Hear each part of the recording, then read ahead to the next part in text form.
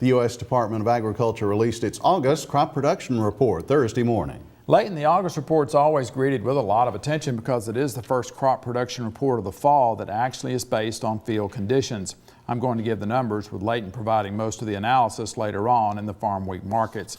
As we look at soybeans across the nation, 3.06 billion bushel crop predicted. That is off from last year by 8%. There's less harvested acres. Yield 41.4 bushels per acre. Here in Mississippi, our harvested acres are also off, 71.2 million bushel crop predicted, but the yield is expected to be 40 bushels per acre, which is up from last year. U.S. corn, 12.9 billion bushel crop. If that's realized, it would be the third largest crop on record. In terms of Mississippi corn, we saw more acres planted this year, so that gave us a 95.12 million bushel crop. In terms of yield, though, the weather did not cooperate, 116 bushels per acre, and that's off 20 from last year. U.S. cotton, 16.6 million bale crop predicted. That's off 9% from last year.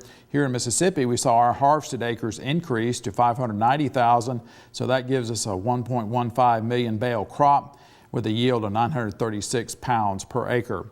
U.S. rice off this year due to less acres planted, 188.1 million hundredweight crop. That will give us 7,114 pounds per acre, which is up from last year. Here in Mississippi, our yield is up as well, but because we have less planted acres, we see our crop is only 13.25 million hundredweight.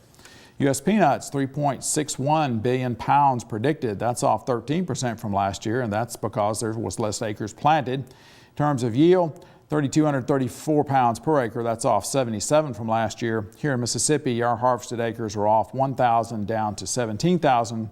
So that gives us a total crop of 57.8 million hundredweight, and that, pounds, and that is 3,400 pounds per acre yield, which is off 100 pounds from last year due to weather as well. Leighton, an initial impression on the report?